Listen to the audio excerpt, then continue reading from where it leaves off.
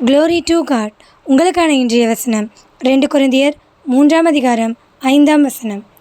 எங்களால் ஏதாகிலும் ஆகும் என்பது போல ஒன்றை யோசிக்கிறதற்கு நாங்கள் எங்களாலே தகுதியானவர்கள் அல்ல.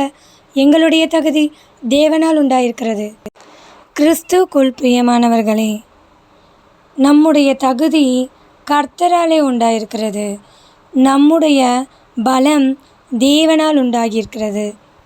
நீங்கள் ஒன்றை யோசித்து நீங்கள் உங்கள் சுயபுத்தியின் மேல் சாயாமல் கர்த்தரை சார்ந்து செயல்படும் பொழுது கர்த்தர் உங்களுக்கு தகுதியானவைகளை கொடுப்பார். உங்களுடைய தகுதி தேவனால் உண்டாயிருக்கிறது. நீங்கள் கர்த்தருக்கு கீழ்ப்படியும் பொழுது கர்த்தர் உங்களை ஆசீர்வதிப்பார்.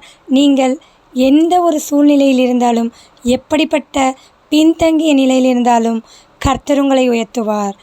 ஆமேன். தேவன் தாமே உங்களை ஆசீர்வதிப்பாராக. ஆமேன்.